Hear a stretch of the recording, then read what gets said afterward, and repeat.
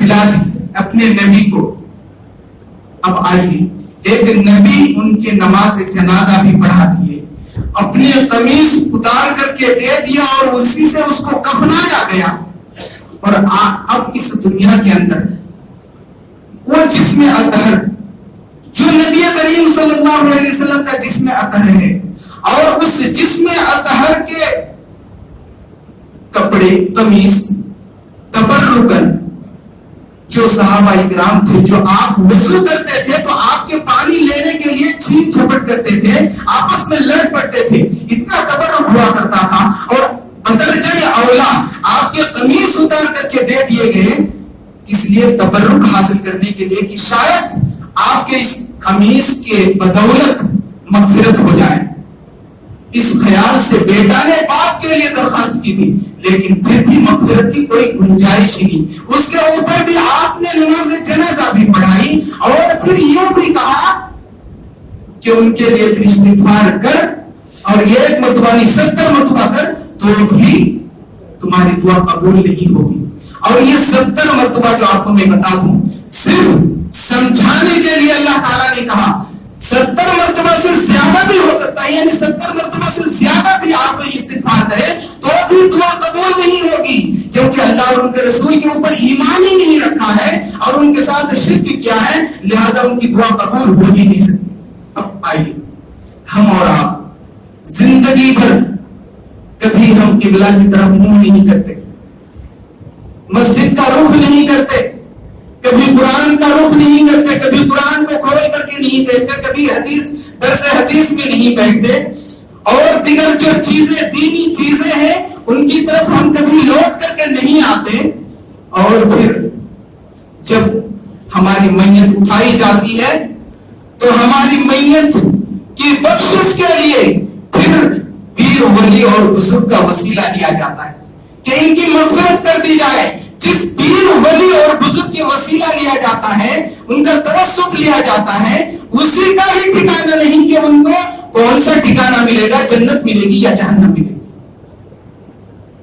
محترم صاحب ذرا سمجھیے بات کہ ایک نبی جس کو یہ پھٹکار دے دی, ڈانٹ پلا دی, قمیص اتار کر کے دے دیا, ان کی دعائیں مغفرت نہیں ہوئی, تو پھر یہ ولی پیر ولی بزرگ اور جو ہم دنیا کے رہتے ہوئے ہم اولادیں اپنے والدین کے لیے قرآن خوانیاں کرتے ہیں اور دیجا کرتے ہیں, 10 بھی کرتے ہیں, 40 بھی کرتے ہیں, سال کرا کرتے ہیں, اور اس طرح کی نہ جانے کیا کیا کرتے ہیں, یہ ساری چیزیں یہ دنیا ہی میں رہ جائیں گی, کوئی فائدہ نہیں ہوگا, کوئی فائدہ نہیں, کوئی توسط نہیں, کوئی وسیلہ نہیں. اس آیت کو سمجھنے کی ضرورت ہے, ذرا غور سے سوچئے, سمجھیے, اور ان ساری چیزوں سے یہ جو شرک و بدعت جو ہمارے ماحول و معاشرہ میں جو ہو رہا ہے, یہ ساری چیزوں سے باز آ جائیے دوستو. اور جو اللہ کے رسول صلی اللہ علیہ وسلم نے, اللہ تعالیٰ نے حکم دیا ہے, اسی چیز کو اپنائیے, اللہ کے اوپر ایمان رکھیے, نبیوں کے اوپر ایمان رکھیے, اور جو اللہ اور ان کے رسول نے حکم دیا ہے ان ساری چیزوں کو اپنائیے, اسی میں ہماری خیر خواہی ہے. اور ہم ساری زندگی شراب کے اڈے میں, جوئے کے اڈے میں, اور ہم ساری زندگی اسی شرک و بدعت میں ہم لت پت رہتے گئے, اور آخر میں جا کر کے پیر ولی بزرگ کے دامن تھام لیے, ہماری نجات مل جائے گی, ہو ہی نہیں سکتی, ہو ہی نہیں سکتی. آپ اسی آیت کے اوپر غور کر لیجئے کہ جو نبی جس کے لیے مغفرت کی دعائیں کی, انہیں پھٹکار پلا دی, انہیں ڈانٹ پلا دی, اور مغفرت ہوئی نہیں, تو ہماری کیسے ہو سکتی ہے محترم صاحب. تو لہٰذا اس آیت کے اوپر غور و فکر کریں اور اس چیز سے باز آ جائیں جو آج ہم سب کرتے ہیں, ایسی چیزوں سے باز آ جائیں. اللہ تعالیٰ سے دعا گو کہ اللہ تعالیٰ ہم سب کو ایسے شرک و بدعت سے محفوظ رکھے, آمین. محترم سامعین, آئیے اسی طرح حضرت عمر فاروق رضی اللہ تعالیٰ عنہ کی سپورٹ میں ایک اور دلیل. ایک مرتبہ اللہ کے رسول صلی اللہ علیہ وسلم کی ازواج مطہرات, اللہ کے رسول صلی اللہ علیہ وسلم کے تعلق سے ایک پروپیگنڈا بنایا. دراصل کیا تھی, بخاری کی روایت ہے, اللہ کے رسول صلی اللہ علیہ وسلم کا معمول یہ تھا کہ عصر کی نماز کے بعد اپنے تمام ازواج مطہرات کے حجرے میں جاتے, خیر خبر لیتے, کچھ اگر گھر میں ہوتا تو پیش کر دیتے, وہ کھا لیتے, پی لیتے. تو اللہ کے رسول صلی اللہ علیہ وسلم ایک مرتبہ ایسا ہوا کہ حضرت زینب بنت جحش رضی اللہ تعالی عنہا جو امہات المومنین ہیں ان کے حجرے میں گئے تو آپ نے حضرت زینب بنت جحش نے آپ کو شہد پیش کیا. شہد پیے, شہد پیتے ہوئے کچھ گفتگو بھی کر لی, تھوڑی تاخیر ہو گئی. اس کے بعد حضرت حفصہ کے حجرے میں آئے تو انتظار تو ہر بیویاں کرتی ہیں کہ اب میرا شوہر آئیں گے, اب میرا شوہر آئیں گے. تو حضرت زینب بنت جحش کے یہاں وہ جو شہد پینے لگے, تھوڑی تاخیر ہو گئی, ادھر انتظار کر رہی تھی ہے, تاخیر سے آئے. پھر یہاں بھی تھوڑی دیر بیٹھے, یعنی حضرت حفصہ بنت عمر رضی اللہ تعالی عنہ کی یہاں بیٹھے کہ پھر وہاں سے اٹھ کر کے حضرت عائشہ رضی اللہ تعالی عنہ کی یہاں گئے. تو دونوں کے یہاں دیر ہو گئی تو دونوں نے آپس میں یہ صلاح مشورہ کیا کہ آخر کیا بات ہے. اللہ کے رسول صلی اللہ علیہ وسلم حضرت زینب بنت جحش کے یہاں دیر تک جو ہے رہتے ہیں اور ہمارے پاس آتے ہیں اور جلدی سے اٹھ کر کے چلے جاتے ہیں, تو ہم کچھ مشورہ کریں, ہم ایسا کچھ پروپیگنڈا کریں کہ اللہ کے رسول کو بتائیں تو آپ وہاں پر دیر تک نہ بیٹھیں, بجائے اس کے یہاں بیٹھنے کے ہمارے یہاں دیر تک بیٹھیں. آپس میں کس نے صلاح مشورہ کیا؟ حضرت حفصہ نے, یعنی حضرت عمر فاروق رضی اللہ تعالیٰ عنہ کی بیٹی اور حضرت ابو بکر صدیق رضی اللہ تعالیٰ عنہ کی بیٹی, دونوں کی چھوٹی چھوٹی بیٹی. حضرت عمر کی بھی یہ چھوٹی بیٹی تھی اور حضرت ابو بکر رضی اللہ تعالیٰ عنہ کی بھی یہ چھوٹی بیٹی. تو انہوں نے آپس میں مشورہ کیا. پھر اللہ کے رسول صلی اللہ علیہ وسلم اپنے معمول کے مطابق حضرت زینب بنت جحش کے یہاں سے شہد پی کر کے آئے. جیسے ہی حضرت حفصہ کے حجرے میں آئے, بیٹھے, سلام کلام کیا تو حضرت حفصہ نے کہا کہ اللہ کے رسول آپ کے منہ سے کچھ مغافیر کی بدبو آ رہی.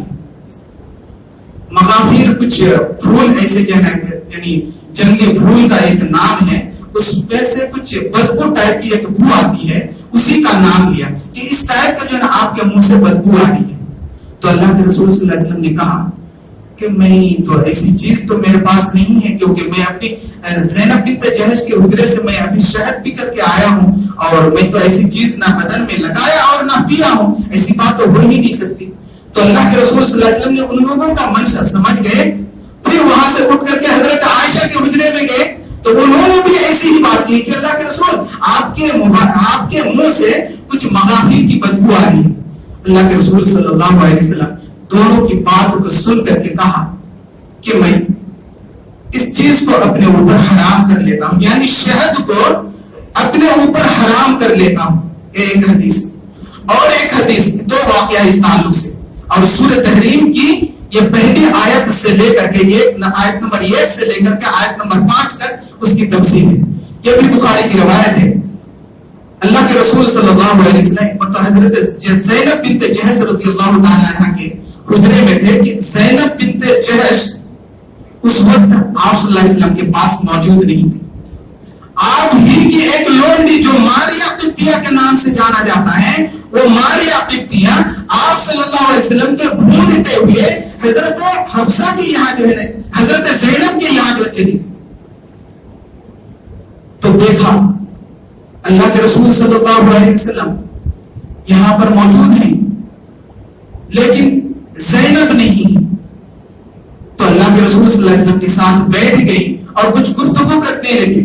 اتنے میں حضرت حفصہ رضی اللہ تعالی عنہ کی نظر ان کے حجرے میں پڑ گئی. دیکھا کہ حضرت ماریا اور اللہ کے رسول صلی اللہ علیہ وسلم دونوں آپس میں گفتگو کر رہے ہیں. ان کی ناراضگی ظاہر ہوگی, چہرے پر اداسی چھا گئی کہ آخر یہاں پر اللہ کے رسول صلی اللہ علیہ وسلم آپ کی جو ہے لونڈی ہے, آپ کی اہلیہ محترمہ ہیں, آپ اپنے حجرے میں آنا چاہیے تھا, آپ ان کے حجرے میں کیوں, یہ ناگوار گزری. تو انہوں نے دیکھ کر کے اللہ کے رسول صلی اللہ علیہ وسلم کے چہرہ کو دیکھ کر کے وہ بدل گئے. اللہ کے رسول صلی اللہ علیہ وسلم نے اسی وقت کہا کہ میں ماریا قبطیہ کو اپنے اوپر حرام کر لیتی, حرام کر لی. یہاں تک کہ حضرت زینب بنت جحش, حفصہ اور حضرت عائشہ رضی اللہ تعالیٰ عنہ کی رضامندی کو چاہا کہ ان کے خوش کرنے کے لیے حضرت حفصہ سے کہا کہ اے حفصہ سن لو, اس بات کو تم راز میں رکھنا اور کسی کے سامنے ذکر مت کرنا. اللہ کے رسول صلی اللہ علیہ وسلم نے وصیت کر دی اور حضرت ماریا قبطیہ کو اپنے اوپر حرام کر لیا. یہاں تک کہ حفصہ نے جا کر کے حضرت عائشہ رضی اللہ تعالیٰ عنہ کے یہاں جا کر کے کہی کہ اللہ کے رسول حضرت ماریہ قبطیہ کے ساتھ بیٹھے ہوئے آپس میں گفتگو کر رہے ہیں. یہ جب بات حضرت عائشہ رضی اللہ تعالی عنہ کو کہہ دی تو اللہ تعالیٰ نے فوراً یہ آیت نازل فرما دی. یا ایھا النبی لما تحرم ما احل اللہ لک تبتغی مرضات ازواجک. اے نبی آپ اس چیز کو اپنے اوپر حرام کیوں کرتے ہو جس چیز کو اللہ تعالیٰ نے تمہارے اوپر حلال کر رکھا ہے. یعنی حضرت ماریہ قبطیہ جو آپ کی بیوی ہے آپ کے لیے حلال ہے. اسی طرح شہد کا معاملہ ہے, شہد بھی پینے کے لیے اللہ تعالیٰ نے حلال کر رکھا ہے. اس چیز کو بھی آپ نے اپنے اوپر حرام کر لیا اور اپنی بیوی کو بھی اپنے اوپر حرام کر لیا. آپ حلال چیز کو حرام کرنے والے کون ہوتے ہیں؟ اللہ تعالیٰ نے ڈانٹ پلائی کس کو؟ اپنے حبیب جناب محمد رسول اللہ صلی اللہ علیہ وسلم کو. یہی بات جب حضرت عمر فاروق رضی اللہ تعالیٰ عنہ کو پوچھی, حضرت عبداللہ بن عباس رضی اللہ تعالیٰ عنہ حدیث گرامی بیان فرماتے ہیں جب یہ خبر حضرت عمر فاروق رضی اللہ تعالیٰ عنہ کی یہ خبر پہنچی تو حضرت عمر فاروق رضی اللہ تعالیٰ عنہ اپنی چادر اٹھائے, کپڑے پہنے اور اپنی بیٹی کے گھر آئے, یعنی حضرت حفصہ کے گھر آئے. گھر آئے دیکھا کہ ایک کونے میں اداس بیٹھی ہوئی. اللہ کے رسول صلی اللہ علیہ وسلم کی ساری خبر تو انہیں معلوم ہو ہی چکی تھی. حضرت عمر نے اپنی بیٹی سے کہا کہ حفصہ کیا تمہارے درمیان اور اللہ کے رسول کے درمیان کیا ایسی باتیں ہوئی ہیں؟ تو بولا کہ ہاں ایسی باتیں ہوئی ہیں. تو حضرت عمر فاروق رضی اللہ تعالیٰ عنہ نے کہا کہ میری بیٹی سن لے, میں تمہیں اللہ سے ڈراتا ہوں اور نبی سے خوف دلاتا ہوں کہ تم ایسی حرکتوں سے باز آ جاؤ, ورنہ اللہ تعالیٰ تم جیسی بیویوں سے بہتر بیویاں نبی کو اللہ تعالیٰ عطا کر دے گا. اپنی بیٹی کو ڈانٹ پلا دی. یہاں تک کہ حضرت ام سلمہ رضی اللہ تعالی عنہ کے بھی حجرے میں گئے, وہاں بھی خبر لی. حضرت عائشہ رضی اللہ تعالی عنہ کی یہاں بھی گئے, وہاں بھی خبر لی. اور اللہ کے رسول صلی اللہ علیہ وسلم کے پاس واپس آتے ہیں اور اللہ کے رسول سے کہتے ہیں کہ اللہ کے رسول آپ ایسی بیویوں کو کیوں رکھتے ہیں؟ اپنی بیٹی ان کی زوجیت میں, نبی کی زوجیت میں ہے اپنی بیٹی, اور باپ نبی کو کہہ رہے. دیکھیے ان کا دل کیسا تھا, اللہ اور ان کے رسول کے اوپر ایمان کیسا تھا, مضبوط کیسا دین تھا, اور ان کے تقوی بھی کتنا تھا کہ اپنی بیٹی نبی کی زوجیت میں ہے اور نبی کو صلاح اور مشورہ دے رہے ہیں ان کے سسر, یعنی اللہ کے رسول صلی اللہ علیہ وسلم کے سسر حضرت عمر فاروق رضی اللہ تعالیٰ عنہ یہ مشورہ دے رہے ہیں کہ اللہ کے رسول آپ کے ساتھ آپ کی بیویاں ایسے پروپیگنڈا کرتی ہیں, آپ ایسی بیویوں کو کیوں رکھتے ہیں؟ آپ ان بیویوں کو طلاق دیتے ہیں. اللہ تعالیٰ سے امید ہے کہ اللہ تعالیٰ آپ کو ایسی بیویوں سے بہتر بیویاں آپ کو عطا کر دیں گے جو ایمان لانے والے ہوں گی, وہ مومنات ہوں گی, وہ اسلام پر قائم دائم رہنے والی ہوں گی, روزہ رکھنے والیاں ہوں گی, اور یہاں تک کہ تائب یعنی توبہ کرنے والیاں ہوں گی. سورہ تحریم آیت نمبر 5 آپ پڑھ کر کے دیکھ لیجیے. عسى ربه إن طلقكن أن يبدله خيرا أزواجا منكن مسلمات مؤمنات قانتات عابدات تائبات سائحات سیبات وأبکارا.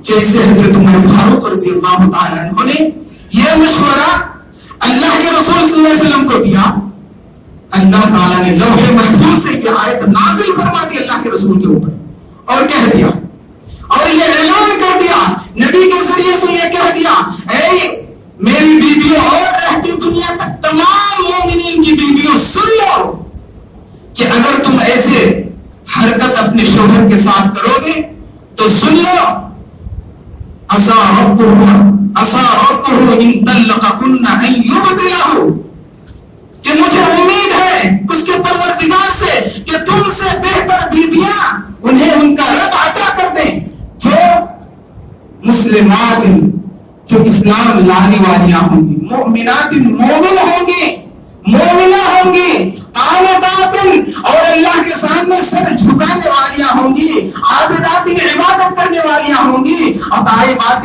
توبہ کرنے والیاں ہوں گی, سائحات روزہ رکھنے والیاں ہوں گی, اور سیبات وأبکارا اور یعنی بیوہ اور کنواریاں بھی ہوں گی. اللہ تعالیٰ نے یہ آیت کس کے سپورٹ میں نازل فرمائی؟ حضرت عمر فاروق رضی اللہ تعالیٰ عنہ کے سپورٹ میں نازل فرمائی. مشورہ دیا حضرت عمر فاروق نے اللہ کے رسول کو, اور یہی ڈر دکھلایا اپنی بیویوں کو, یہاں تک کہ ساری کی ساری بیویاں تائب ہو گئی, توبہ کر لی اور رجوع کر دی اللہ کے رسول صلی اللہ علیہ وسلم. یہ بڑی تفصیلی واقعہ ہے, سورۃ تحریم کی بڑی تفصیلی واقعہ ہے. انشاءاللہ کبھی درس میں موقع آئے گا تو بتاؤں گا انشاءاللہ.